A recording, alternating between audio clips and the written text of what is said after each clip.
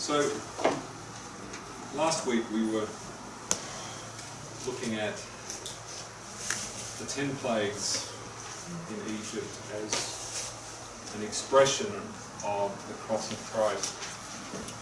And what were some of the things that stood out for us here, that where you could make that connection, where you could see certain of the plagues were pointing to what Christ went through? What are the steps that we walked through, and I'm just seeing what we can remember, that caused us to see that it is Christ that is suffering with the Egyptians? How do we come to this conclusion? How do we get there? Am I too vague? Life source issue. Life source issue.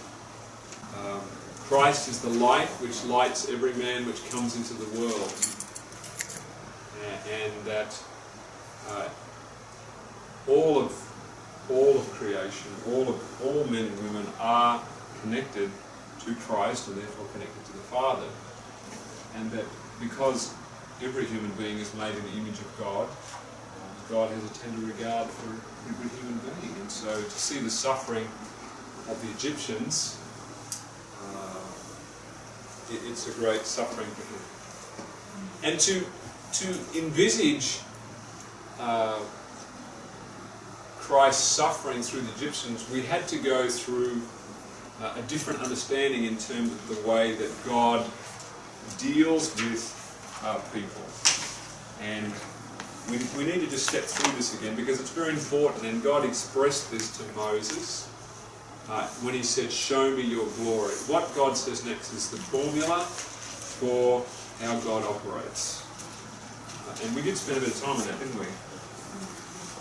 In Exodus 34. We just want to revisit that briefly. Exodus 34. That's the one. 6 and 7.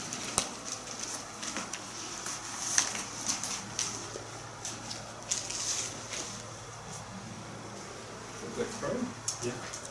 And the Lord passed by before him and proclaimed, the Lord God, merciful and gracious, long-suffering, abundant in goodness and truth, keeping mercy for thousands, forgiving iniquity and transgression and sin, and that will by no means clear the guilty, visiting the iniquity of the fathers upon the children, and upon the children's children, unto the third and to the fourth generation.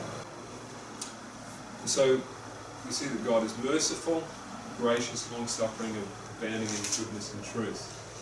It's interesting how that the only reason there is mercy is because there is a violation of the law. Otherwise you don't need mercy. Because you would have had the consequences of the law, which is death. Yeah. So, but if you take the law out, then you don't need mercy, you just need respect. To be respected, to have someone that is defiled, degraded, immoral, wretched, and then to have someone respect that behaviour as a different lifestyle choice, and whatever that may be, in terms of promiscuity, in terms of whatever it is, it's just, you have to respect a different opinion. It has nothing to do with the law. It's just, but that's badged as mercy. So it's a little bit confused, I think. Interesting that the word long-suffering is the same word, the word suffering is the same word for God's wrath. It's used for wrath. Yeah, because one of the words for wrath can be an intensity of breath, the nostrils, the breathing, which means the intensity can come from anger, it also can come from anxiety, fear, all of those things. So you're going to... I'm just trying to grasp the analogy you were doing in a court scene regarding mercy. Normally, the accused asks for mercy of the judge, but this is agape mercy, not requested. Exactly. But he gives it regardless. He gives it. He gives it because so many sinners are not even aware of their violation, or how deep their violation. They know they've got a problem, but they don't know how deep the problem is.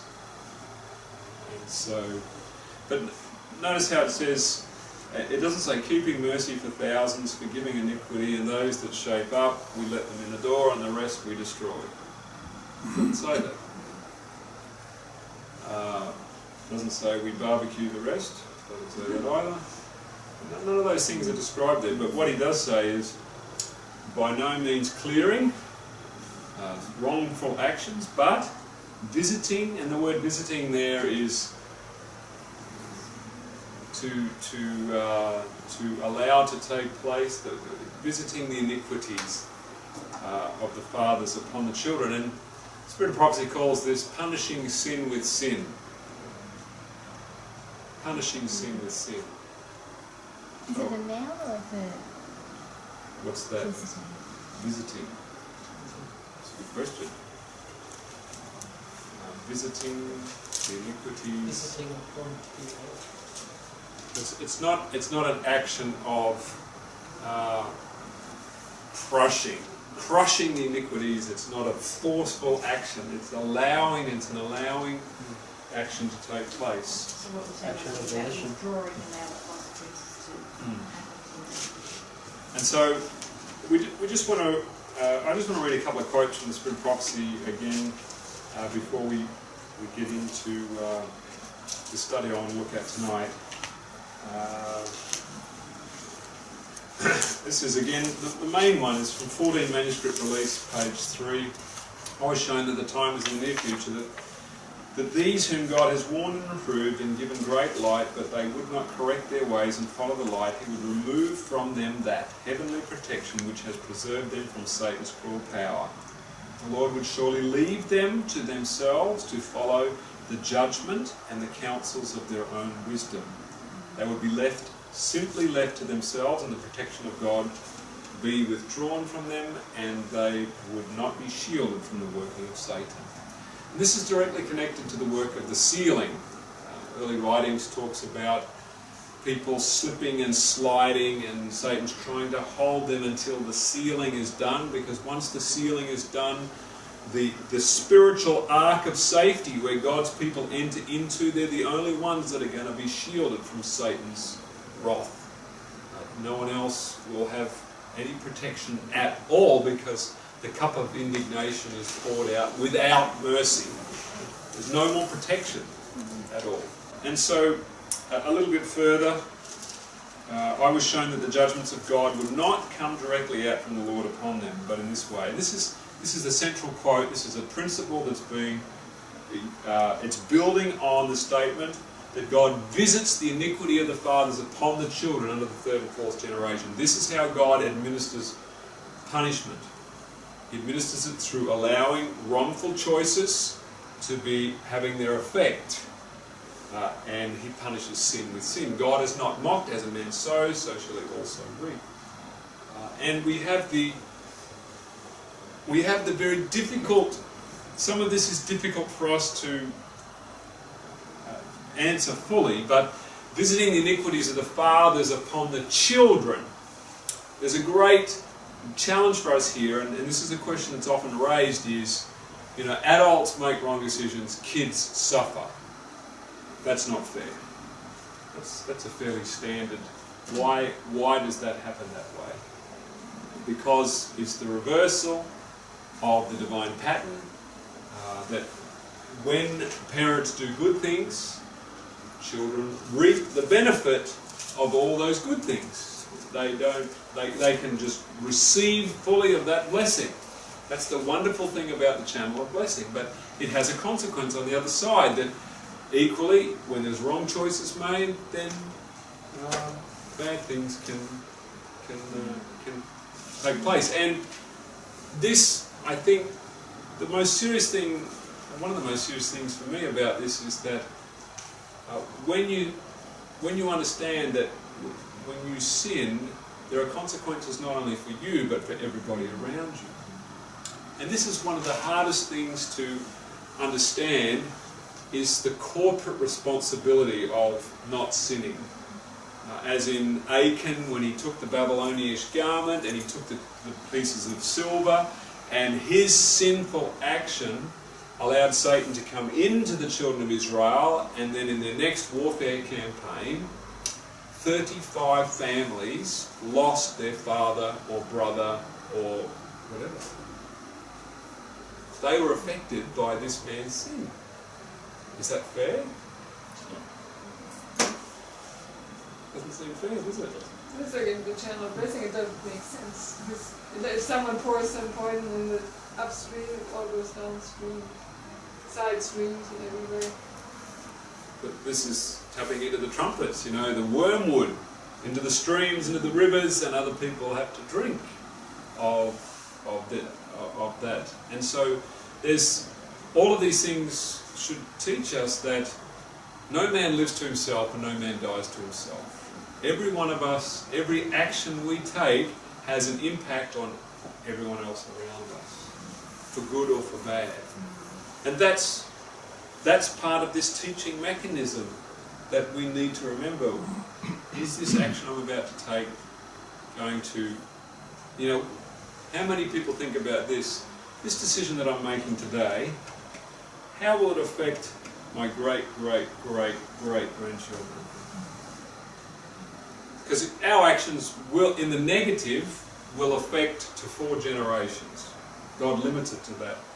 But the good things that He is able to do through us, He will ensure that those things will last for 1,000 generations. That's mercy, isn't it? What if He made the bad things last for 1,000 generations? He doesn't. He limits it. 4. So I'm suffering the effects of decisions that my great-great-great-grandparents. While you're suffering, Huh? you could be receiving the And on the other side, I'm reaping the benefits of. And on that particular point, I often think about, if you listen to the Dutch national anthem, the Dutch prize a spirit of liberty and freedom, and not to be ruled by tyranny and creeds of men. I think I've benefited a bit from that. So, a couple of other statements. I just want to read this one. This is from Great Controversy 431. Men cannot with impunity reject the warning which God in His mercy sends to them. A message was sent from heaven to the world in Noah's day. So, okay, this is the time of Noah. So she's talking about this principle applying in reference to the flood. And their salvation depended on the manner in which they treated that message. Because they rejected the warning, the Spirit of God was withdrawn from the sinful race. So we see a message given, a message rejected, and the Spirit is withdrawn. This is what she's saying. From the sinful race, and they perished in the waters of the flood. Now that's a very interesting process, isn't it? Message, rejection of message, Spirit withdrawn, perish in the water. And then she says, in the time of Abraham, mercy ceased to plead with the guilty inhabitants of Sodom. And all but Lot and his wife and 2 daughters were consumed by the fire sent down from heaven. But these are parallel stories. Message given, message rejected, Spirit withdrawn, destruction takes place. So in the days of Christ, the Son of God declared to the unbelieving Jews of that generation, I'm going to smash your teeth in. No, your house is left unto you desolate. Completely the opposite. I'm not coming after you, I'm walking away. Your house is left unto you desolate. And then looking down to the last days, the same infinite power declares concerning those who receive not the love of the truth that they might be saved. For this cause God shall send them, or release to them a strong delusion that they should believe a lie, that they all might be damned who believed not the truth but had pleasure in unrighteousness. As they reject the teaching of His word, God withdraws His Spirit and leads them to the deceptions which they love. And this is something that we are witnessing all around us at this present time, and it's very, very heart-rending to watch people that you love willingly receive a strong delusion. And once you receive a strong delusion, you become more intoxicated and more willing to receive another strong delusion and another strong delusion. That's why in the very near future, miracles will be able to be performed amongst God's people, and they will deceive many people because they've already drunk in strong delusions, and they will receive more. So we see this principle reflected again and again in the Word of God. I now want to come to two aspects in the Scripture, and we're just going to dig around on this with that thought in mind about God's withdrawing and how He withdraws. And come to Exodus 11, because I was just praying this morning, asking the Lord for guidance, and this verse just jumped out at me. I'm going, that's really interesting. I've written it up and put it on the website. It's called the Egyptian Ransom, and I'm tapping into the excellent point that Craig raised last week about Isaiah 43. It's really opened some things up. And we want to read verse 11, verse 4 and 5. Exodus 11, 4 and 5. Gavin. And Moses said, "Thus saith the Lord, about midnight will I go out into the midst of Egypt, and all the firstborn in the land of Egypt shall die, from the firstborn of Pharaoh that sits upon his throne, even unto the firstborn of the maidservant that is behind the mill, and all the firstborn of beasts." So let's look closely at the words here. Moses said, "Thus saith the Lord, about midnight will I go out." So you've got this word "go out," and then it says, "into the midst of Egypt." That's interesting. He says, "I will go out." Let's think about how we know about God withdrawing. But he's saying, reading the text as they're reading it here, it says he's going to go out into the midst of Egypt, and all the firstborn in Egypt shall die. If you read that on the surface level, it sounds like I'm going to go out and lop a few heads. I'm going to smack them. That's one way to read it. But let's dig into the words. These two words. I shall go out. The word for go out, yatsa, which means to come out, to go out, to exit or go forth. And then the word midst, tavek, means middle, through, among, from among, out of. So there's two ways that you can understand this word, but it's the word exit is being used to go out of, and then through, either into or through out of. You can read it both ways. You following? So it is God. Well, let me read. This is how the NIV reads this verse. Anyone got the NIV? I've got it here. So Moses said, "This is what the Lord said. About midnight I will go throughout Egypt. Every firstborn son in Egypt will die." So I will go throughout Egypt. This is what the NIV says. With an understanding of how these words work together, and with an understanding of how God brings judgment, I put it together with the Hebrew this way. And Moses says, "Thus saith the Lord, about midnight will I go out through Egypt, and all the firstborn in the land shall die." You picking the difference? I will not go throughout Egypt, I will go out through Egypt. There's a bit of a difference. Oh, also we will go out. This is like if I go out here, I will go out through the middle of this room.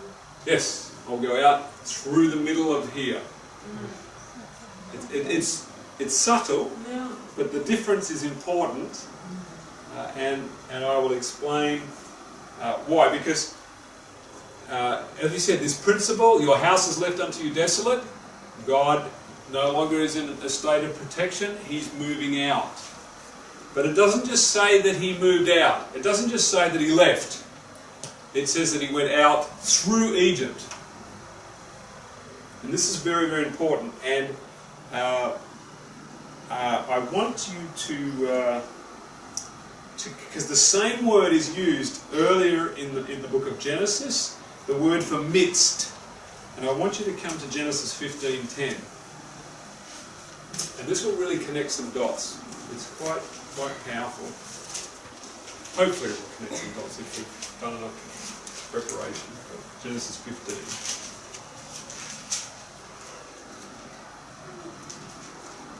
Susanna, have you got it? And he took unto him all these and divided them in the midst, and laid each piece one against another. But the birds divided he not. So he divided the animals in the midst. That word is exactly the same word that is where God will go through the midst. So these animals are divided. And let's keep reading. What happens next?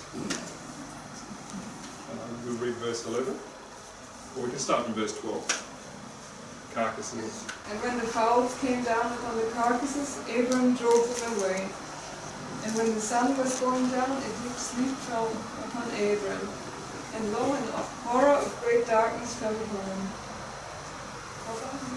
Yep, 13, 14. And he said unto Abram, know of a surety that thy seed shall be a stranger in a land that is not theirs, and shall serve them, and they shall afflict them 400 years. And also that nation whom they shall serve will I judge, and afterward shall they come out with great substance.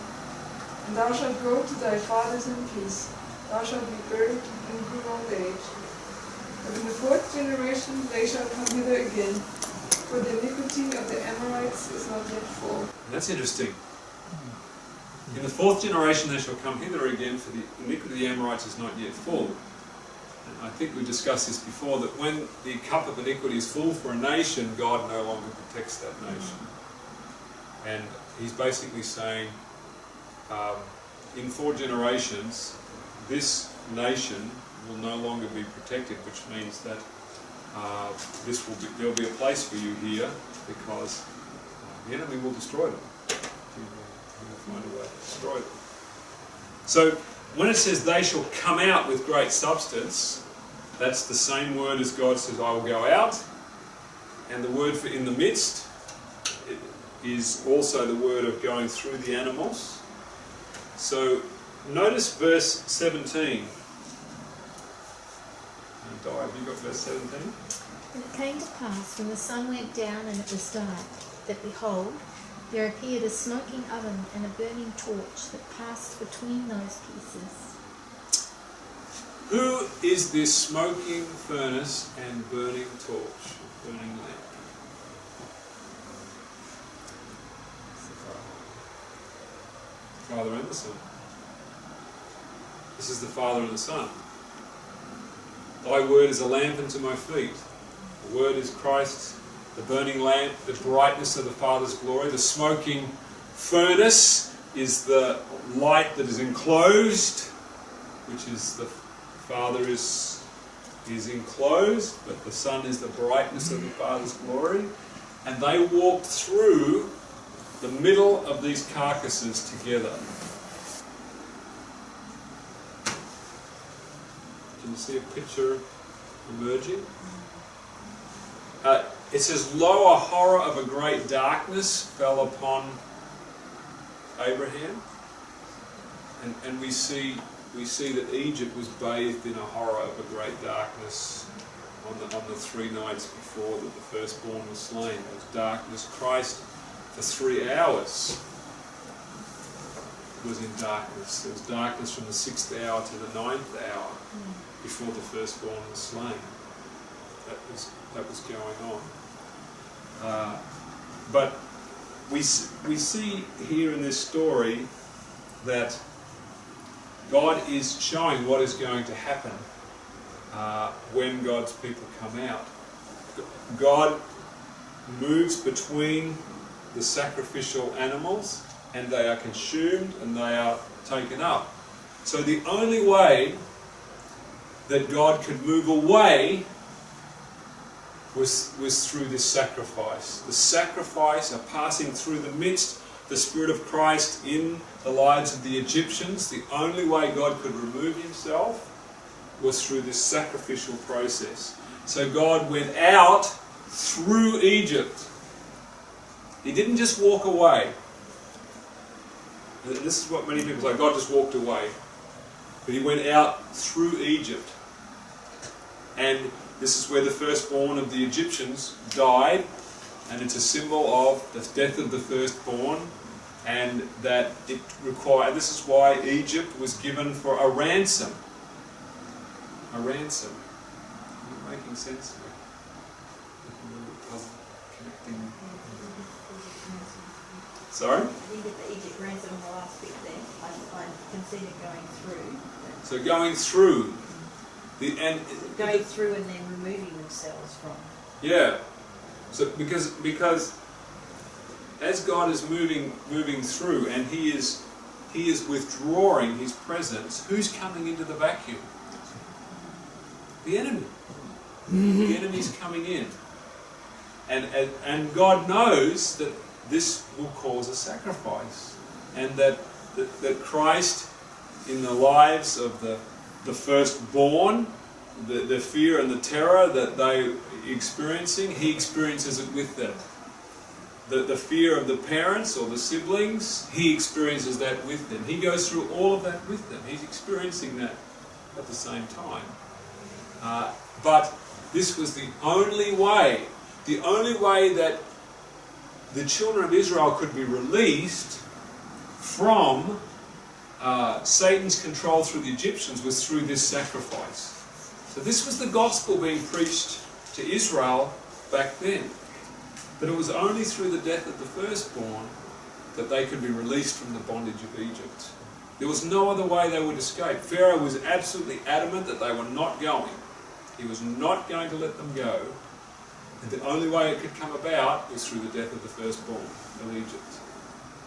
And that's the gospel story. The only way that any of us are ever going to go to the heavenly city is through the death of the firstborn. This is the only way. So, I'm wondering if there's a parallel, could we write off there, if there's a parallel between the Israelites coming out through the sea I'm so glad you raised that. and picking that, because it wasn't that 3 days after they left Egypt and the enemies followed them through. There was a breach made in the waters. There was a breach made in the waters. The Spirit of Christ, symbolic of water, the waters parted. They walk through and they come out. They go through. But in getting through there was there also at the same time the slaughter of the Egyptian army and wiping out their power, destroying them. And so there's a lot of symbolism here. A lot of symbolism here in terms of the cross, in terms of the gospel. So for me, the story of Abraham carving up animals and it was sort of like, it's a bit mystic, a bit ritualistic, a bit weird, a bit strange, but now it starts to make sense. God's showing what's going to happen in Egypt. He's showing what's going to happen with the Red Sea.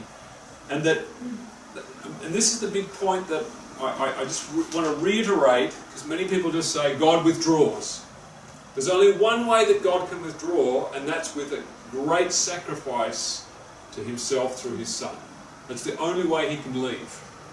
He can only walk away through great cost and great sacrifice through the cross. That's the point that we need to make, and that he leaves a trail behind him where the enemy comes into the vacuum, and because he knows this is going to happen, and he works this physical destruction. You're going to say something? Just having a look at Exodus 12 and 13. Okay. Yeah. Well. Verse 12 and 13. Yep. For I will pass through the land of Egypt this night, and I will smite all the firstborn in the land of Egypt. The mobile will say, and I will. It just says, and will. So it doesn't say I will. For I will pass through the land of Egypt, and will smite all the first in the land of Egypt, both man and beast, and against all the gods of Egypt lied to execute judgment. So what are you seeing there? Well, the next verse is exactly what you were saying before. And the blood shall be to you for a token of the house where you are. And when I see the blood, I will pass over or spare and protect you. So God would not need to spare or protect you if he was the one actually doing the actions. Thank you. This is the point. Well, then he can still pass. He can still do the action. So, with one hand he's protecting, the other hand he's trying to smash. Yeah. That's a bit schizophrenic. Yeah. This is exactly the point. Another one I thought when you said about the message given lest the rejected spirit and wings perish from Saul. Because the spirit Yes. was removed from him perish. Yeah. I'm trying to remember the message that was given and rejected, but I suppose. He had a prophet's message given to him several times, and he kept rejecting it, and he kept doing things his own way. The spirit was removed from him. He could still win with that story. He could still technically do it. And he could just go through and see all the doorposts and only smite those that didn't have it. And he says, I will protect. But What does it say? Protect? pass over you. Oh, in the I will margin. pass The over margin you. says spare and protect. That is spare and protect. Oh, spare and protect. In the margin. Margin for Passover is spare and protect. And so with this dual action, and I've just written something here just for your thought, because we move to the death of Christ. When we consider the death of Christ, what was it that killed him? Separation. The Father moved out, and moving out, he went straight through his Son, through him, and he says, my God, why hast thou forsaken me? The Father passed through the midst and moved away, causing Christ to cry out, why have you left me? At the same time, Satan had nailed him to a cross, was doing all he could to physically destroy Christ. So you have this spiritual destruction occurring in the life of Christ, because for Christ, his death came about because of the spiritual disconnection from his Father. There's also the taking of the downside. That caused that separation.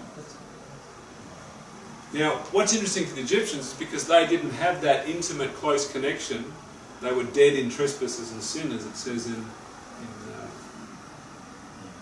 one of the epistles,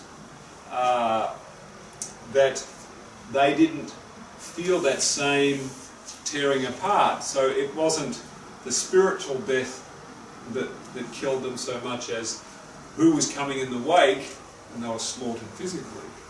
And this is what's so important about understanding destruction, is that Satan was the one who was inflicting the physical punishment on Christ, and yet it was the spiritual disconnection as the Father was withdrawing because of the sinfulness of sin that actually caused his death. So, and that's why it says it pleased the Lord to bruise him. So there's more to this issue than simply one or the other. When God moved through Egypt and there was a separation, that during that time of darkness, many of them would have felt completely terrorized and alone and cut off. And this is coming because God is withdrawing his protection from them, and he's no longer going to look after them. And that's terrorizing them, and it's causing them great sorrow.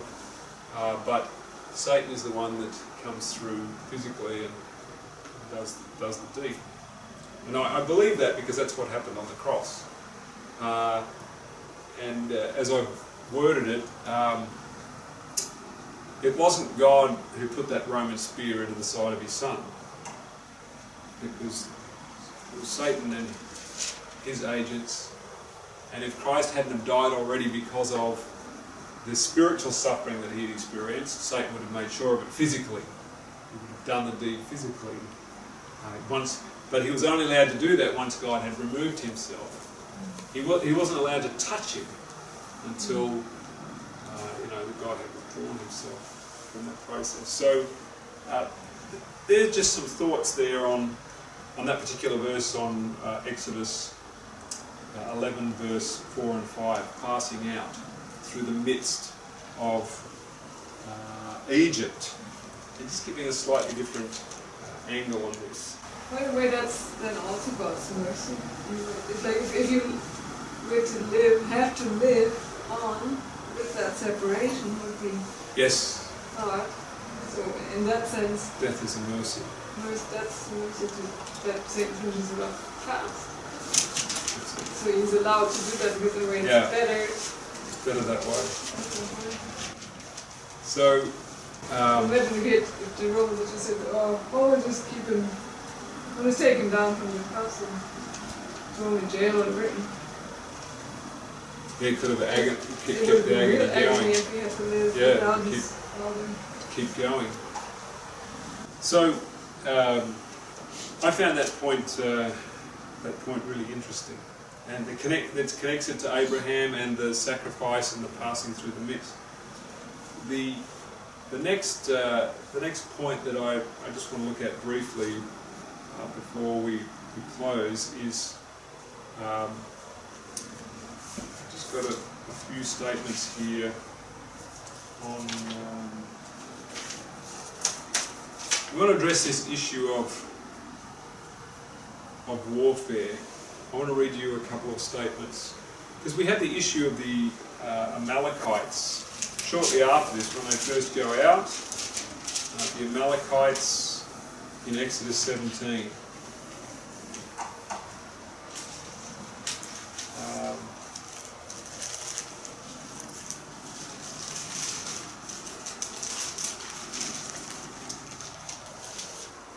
Now, I just want to read you this statement. Patriarchs and Prophets 3:92. The Lord had never commanded them to go up and fight. It was not his purpose that they should gain the land by warfare, but by strict obedience to his commands. Moses was too hasty in slaying the Egyptians. He supposed that the people of Israel understood God's special providence, had raised him to deliver them, but the Lord did not design to accomplish this work by warfare. So, if God never designed for warfare to be used, why do we have these commands from God to use warfare to destroy people? How do we account for this? This is the question we need to address. And so, when we come to chapter 17, the first half of the chapter, what's going on in Exodus 17? What's happening with the children of Israel? I think they're whinging and carrying on. Whinging and carrying on, Tantrums. and throwing tantrums. So they were murmuring and complaining. They were blaming. Blaming, they were attacking Moses, they were getting pretty upset. I think so. So they were sinning. They were in the belly, you see. They were sinning in doing this. Now, it's in the Bible. It just says, and it's interesting because it uses a connection word.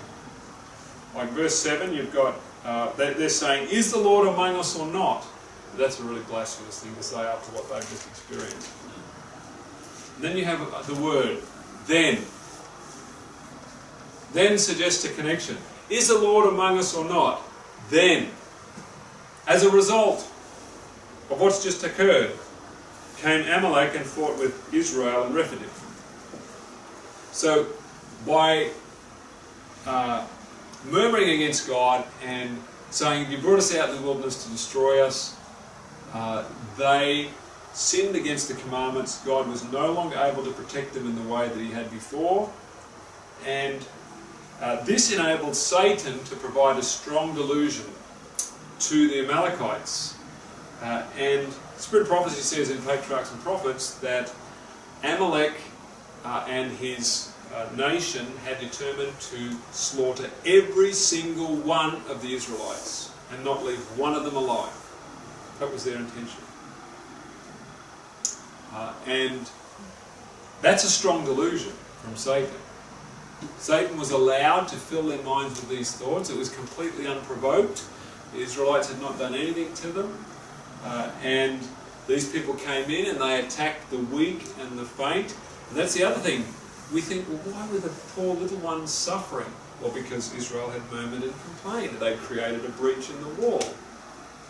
And at this particular point, we want to look at Psalm 78 again. Psalm 78 gives us a lot of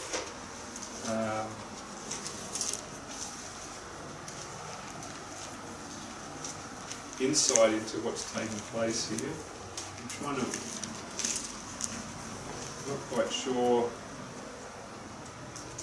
somewhere in that chapter, but it says that they limited the Holy One. Not quite sure where the verse is. 41. 41. Thank you. They turned back and tempted God and limited the Holy One of Israel. So when they're murmuring and they're complaining, God was limited in his ability to protect them. If they had kept his commandments and his statutes and his judgments, he would have been able to protect them from Amalek. But when they sinned, he was not able to protect them. So what do you do now in this situation? God is no longer able to protect them because of what they have done. Every one of them, if God just says to them, well, you whinged and you complained, sorry, can't help you, they all would have died. Every last one of them would have been slaughtered. What do you do in that situation?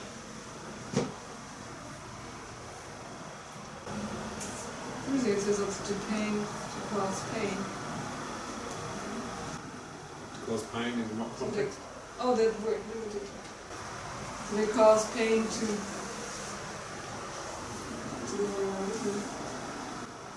It caused causing pain. Oh. Caused him pain, interesting. Caused him Their hearts what with that? very steadfast. So when you have this situation where they have murmured, they've complained, they've put themselves in a difficult situation, and Satan is claiming his rightful territory, and he's made a breach, he's allowed to come in. What does God do? Well, he's going to tell them, well, you're going to have to fight them. He being full of compassion forgave them and destroyed them. You hear what I'm saying? Yeah, I think so. We're trying to understand these commands to destroy. When God tells Israel that they have to destroy a nation, that is God telling them, you have broken my commandments and my statutes, and this is actually a consequence of your sin. The fact that you have to fight these people is a consequence of your unbelief and your disobedience. Does that make sense? Because if God continues to protect them when they are continuing to violate his laws, he will only strengthen them in their sinfulness, that they can sin, get away with it, and there's no consequences. There's no consequences. You can't operate that way. And so the command, so this is the context. God commanding Israel to go and fight the other nations is not the way he wanted to do it, but because they sinned, he was limited in his ability to help them, and so he said, you're going to have to fight. But even with Amalek, the story of Moses holding up his hands, it was a great tussle, wasn't it? With Aaron and Hur holding up his hands and having to plead, it was a great difficulty because God's power was limited and it needed intercession, and Moses was pleading for mercy because they didn't deserve it. They didn't deserve it. And so intercession was required. Moses is reflecting Christ, saying, please help them, even though they don't deserve it. And of course God is merciful, he's abundant in goodness and truth, and he loves to forgive, and so He helps them overcome. But they pay a price because of their sinfulness. So, I want to look at one other example, and that's in the book of Numbers 25.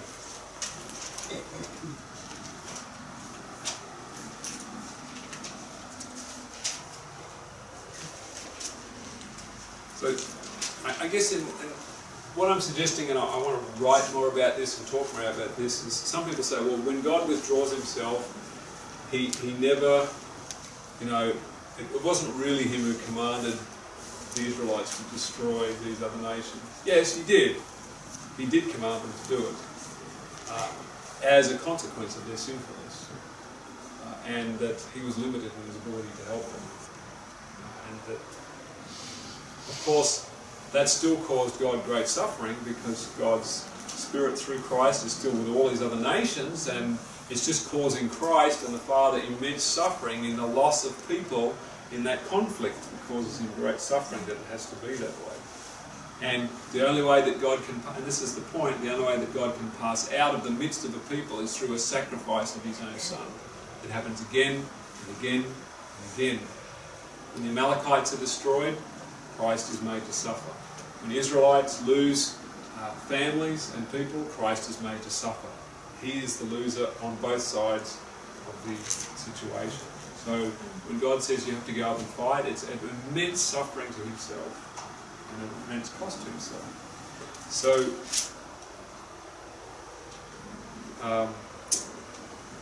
where are we up to? We're up to Craig? Numbers 25, let's read from verse 1. And Israel abode in Judah, and the people began to commit whoredom with the daughters of Moab. We'll go down to verse 4. And they called the people unto the sacrifices of the gods, and the people did eat, and bowed down to their gods. And Israel joined himself unto Baal Peor, and the anger of the Lord was kindled against Israel. And the Lord said unto Moses, take all the heads of the people, and hang them up before the Lord against the sun, that the fierce anger of the Lord may be turned away from Israel. Okay, good. So here we have, the Lord said unto Moses, take all the heads of the people and hang them up before the Lord against the sun. That sounds pretty rough, doesn't it? So, what begins to happen? These people are bowing down, they've joined themselves to another nation, they have completely smashed down the wall of protection, they're involved in idolatry, they've been clearly told this is not a good, so they've just blown wide open the door of God's protection. Satan begins to march into the camp, and we see what happens in verse, we read now in verse 5, let's just keep reading, verse 5, 6, we'll just read down the story. And Moses said unto the judges of Israel, slay ye every one of his men that were joined unto Baal Peor. And, behold, one of the children of Israel came and brought unto his brethren a Midianitish woman in the sight of Moses, and in the sight of all the congregation of the children of Israel, who were weeping before the door of the tabernacle of the congregation. And when Phinehas, the son of Eleazar, the son of Aaron, the priest, saw it, he rose up from among the congregation and took a javelin in his hand. He went after the man of Israel into the tent and thrust both of them through, the man of Israel and the woman through her belly, so the plague was stayed from the children of Israel. This is an interesting story, isn't it? Very graphic. Verse 9 is an interesting footnote we need to take on board. And the sons of Elab, Nemiel. No. Verse 9. Oh, sorry, I jumped right with you. And those that died in the plague were 24,000. 24,000 people died. That's just From the plague. So, what's going on here? We have a situation where God's people and the leadership particularly are directly involved in an apostasy. They have, and the higher up the leaders that are involved in the apostasy, the wider the gate is open for Satan to come in. So these men, these leaders who are rebelling against God, and this is the way I want to put it, is that the men who are directly involved, who've joined themselves to Baal Peor, have directly connected themselves and made themselves a conduit for Satan and his angels to come straight into the camp. And as long as those men are alive, that conduit remains open. And as long as those men are alive and they remain defiant and resistant against God, Satan is able to come in, and just keep coming in with all of his forces. And the plague just started going through. And if nobody had done anything, how many people would have died of the plague? All of them. So what do you do in that situation? What is the merciful thing to do? Just say, well, I'm sorry, I can't do anything. 2 million people dead. You've got to get the bad apple out. Something had to be done. What is it? Evil flourishes? The lack of men? Good men to do. So, the only way to fix that breach in the wall was these men were refusing. They were clearly violating the principles of what they knew to be right. And people were dying left, right and centre. Men, women and children were dying because Satan was in, he had gotten in, he had bound, as Jesus said, he had bound the strong man of the house, and now he was spoiling the goods of the house. And he was slaughtering, wiping out with plague and pestilence, and destroying God's people. And when it says that the fierce anger of the Lord was kindled against Israel, remember Psalm 78. The fierce anger of the Lord is when he looses evil angels among God's people. He releases evil angels. That's the wrath of God. In that particular, he lets them go. He lets them do what they wish to do to God's people. Release the four winds. He releases the four winds. And here's a case where those four winds were released. So God's people are in a very diabolical situation here. Many of them are dying. They have limited the power of God. They have put themselves in a situation where they really all should be handed over to Satan and he should be allowed to wipe them all out. What do you do in that situation? How do you plug the hole in the wall? You've got to stop the conduit. You've got to stop the breach. And what I'm suggesting here is probably a little bit different to what some people are suggesting, saying, oh, well, God just steps back and No. How do you help someone that's in a really difficult situation like this? What do you do? Sacrifices have to be made, and if something wasn't done about this, because as soon as that man and that woman ceased, the breach was closed. Because those people were dead. They no longer could act as a conduit to bring evil spirits in to destroy God's people. It was done. It was finished. There was no other way that this could be stopped. And verse 6 sort of paints the picture how bad it was that one of the children of Israel, so describes who they are, brought into his brethren, so to infect everyone of this Midianite woman in the sight of Moses. Yeah. So with the head guy who is the direct connection with God, whose face lights up, like has no disregard, doesn't try to sneak around or anything, like totally rebel, like right in face, I don't care, nose, thumbed nose, something. So it's like painting the picture, like this is how bad it is in the sight of Moses and in the sight of all the congregation of the children of Israel, who were they were weeping ones. So there was ones that were feeling it in their heart. So there's painting of this picture about how bad the conduit was. This is really up your nose rebellion. Yeah. I don't care. I'm going to do whatever I'm going to do, and I don't care. I also see the fact that God doesn't step in until somebody, Eliezer, calls out for help. And he's calling out for help because he's being zealous for God.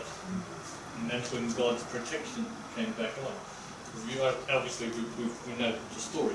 Back in verse 11, he says, Eleazar, the son of Aaron, the priest, has turned my wrath away from the children of Israel, while he was zealous for my sake among them. But I consume not the children of Israel in my jealousy. Wherefore, as, behold, I give unto him my covenant of peace. It's interesting, isn't it? He steps up, and in his action, there's a calling, a rejection of Paul, and a calling out from God for help. And God steps in and gives him his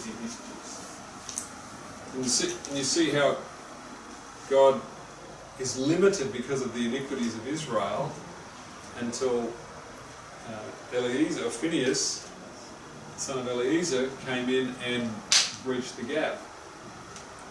And that then allowed God to, he could then stop the evil angels because that conduit ceased to exist. And these are very, very important principles, and so I would say to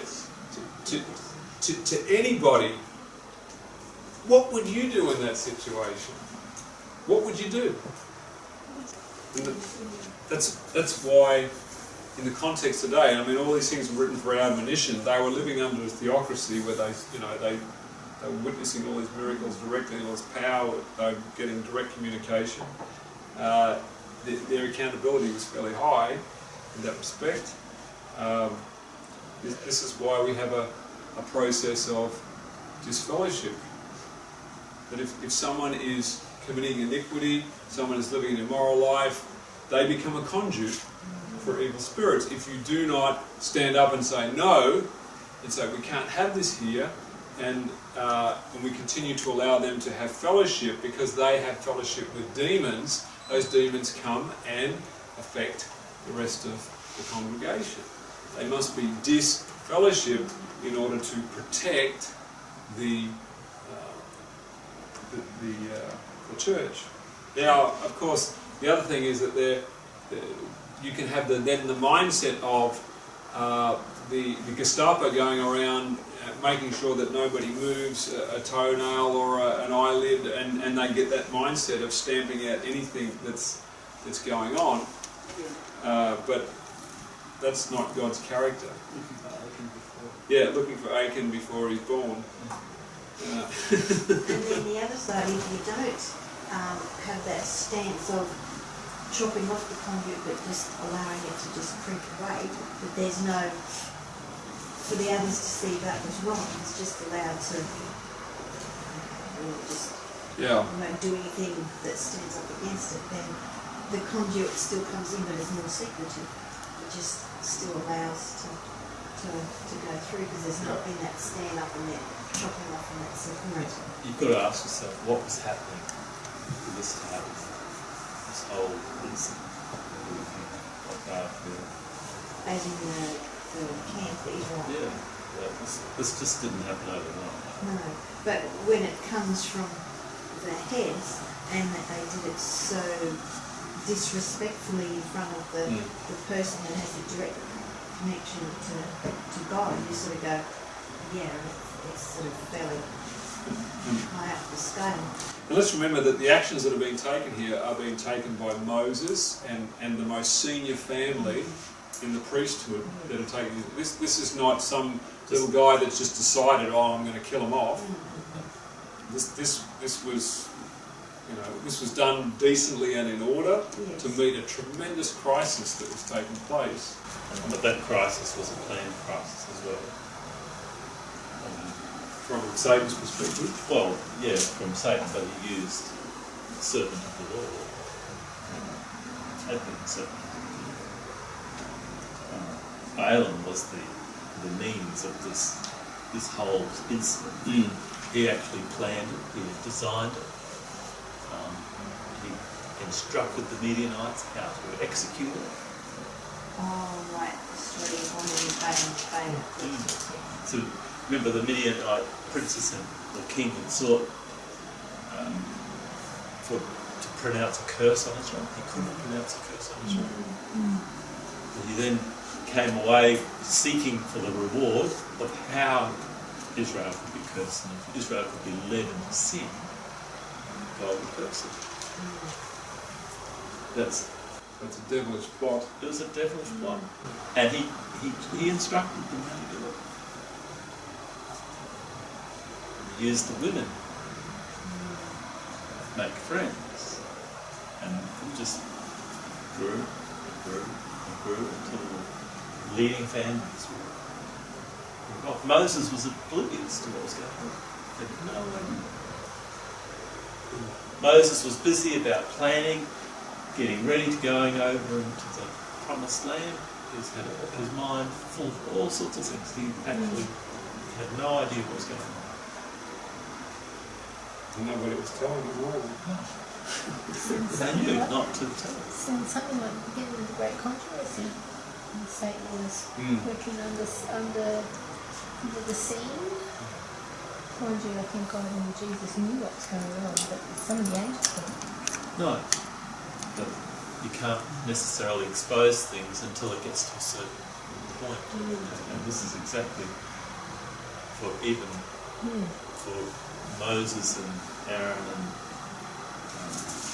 Zimri and them to take action. It had to get to a certain point.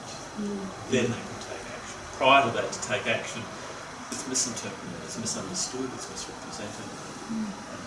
It's got to go. And so this is why God made his covenant with Phineas, because Phineas taking the action that he did, it allowed God to shut the door on the evil angels and to block them from killing any more of the Israelites. And because they had sinned themselves into such a position, the Lord would have had to allow them to be completely wiped out unless somebody stood up. But again, that wiping out is also by not taking an action, saying this is sin, this is wrong, this is not right. That's where the line is drawn.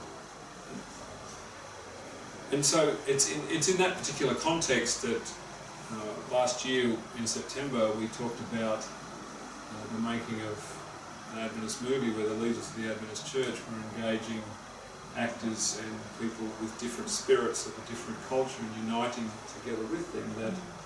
That I think this comes within the bounds of a Midianitish woman situation, and that it is and it will bring a great plague on God's people. It's created a breach.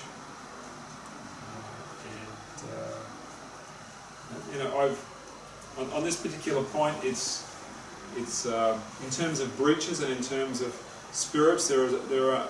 I mentioned this that night, and I reiterate this again, that every person, the deity that they pledge allegiance to, has a spirit, and that spirit will, if you connect to it, if you fellowship with it, that spirit will begin to come and influence your house and your household. And I've been reminded of this again this week when you listen to the music of those who worship another god, and they are involved in, they have a different spirit connected to them, and if you enter into that spirit, you invite that spirit into your house. I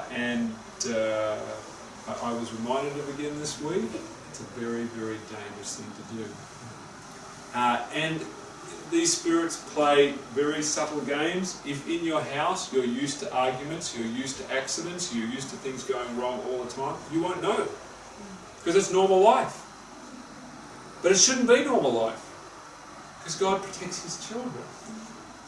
And when there's a high level of argument, when there's a high level of contention, when there's accidents happening one after another, we need to ask the question, why is this happening?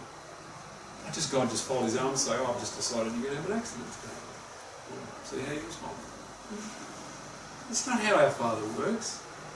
But when we join ourselves with a different spirit, when we allow, I can say that in the case of Zimri and Cosby, because that's the two people, as we talked about this, Zimri means musical, And Cosby means falsehood. When you listen to false music with a false spirit, it will bring a plague and it will destroy you. And the majority of Seventh-day Adventists who will not go to heaven will do so because they have joined themselves to movies, music, and worship that is not of God and His Son, but based on the Trinity, based on all these things. You join yourself to that kind of spirit, you listen to their music, you listen to them sing their hymns, you will enter into that spirit. And if you enter into that spirit, a plague will come upon your house. This is one of the most challenging messages. I don't know why it should be challenging, and I'm sometimes a little bit hesitant, but you know, we need to cut ourselves off from any kind of false music and worship and entertainment, because it's only going to bring a plague.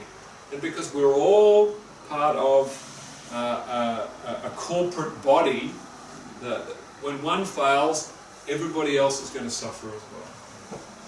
And we have a duty to give up the right to be entertained. I've grown up with a right. It's taken me years to give up my right to be entertained, because I've been entertained most of my life. And weaning yourself off entertainment, it's hard when you've had it most of your life. But entertainment is going to kill most of God's people in the last days that are lost. That's what Caesar offered, wasn't it? Free bread and games. Bread and games. That's it. And American Idol, Australian Idol, joined unto their idols. So you engage in this material, you're opening a breach, you're opening a door, and the simple clicking on a Facebook page of a video of a piece of music can open a door in your house instantly. Just like that. It's yeah. You can record it here. Adrian's gone mad.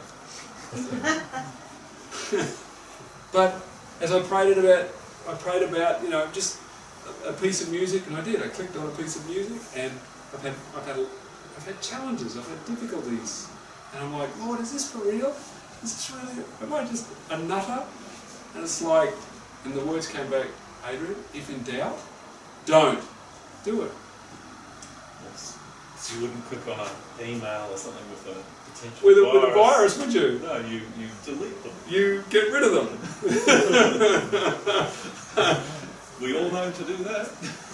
So these music clips, these things that seem very innocent, many of these things are viruses that allow Satan to come into your homes, and just little irritations in your spirit, frustrations, miscommunication, misunderstanding, twisting what your partner is saying, getting irritated.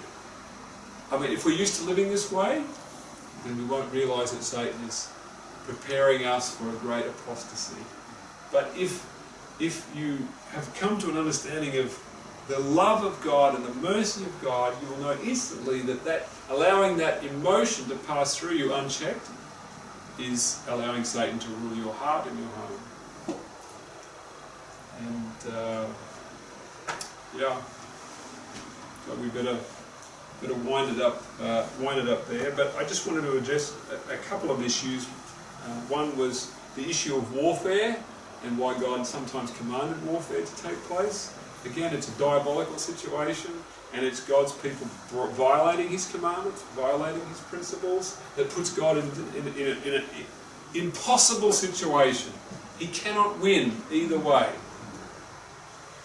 And so the question is, again, if someone thinks that what happened was the wrong way, my question is, how would you deal with it, and how would you do it better under those conditions? Oh, well, we just let people sin, we just ignore what they're doing, we just continue to protect them. You've got to get real. I mean, that's not the way that's not how it works. You break God's commandments, you've got to step outside. And the direct commands that in some cases, people who became conduits for the wicked one, who were bringing great slaughter amongst God's people, there was no other way to deal with the situation. There's no other way. And I totally understand. I totally appreciate that. It's not what God wants to do. So what's the lesson above all this? Don't murmur, don't complain, don't watch stuff because you're going to invite evil spirits, and you start doing that, you're going to be placed in a situation where you're going to have to be asked to do things that you don't want to do.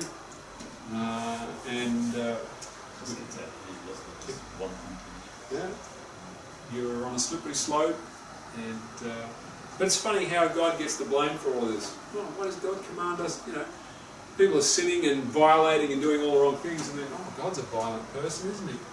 How rude. he's in a tough spot. How does he deal with these things? He said, well, I can't leave you. I have to help you. You know, it's like the drug addict who's wandering around half drunk or whatever like that. You say, well, find your own way home. No, you try and help them. Even though they've broken the commandments, they've done the wrong thing, you still try and help them without enabling them. And many of us know that's not an easy thing to do. How to help without helping them to continue to abuse. So, all right.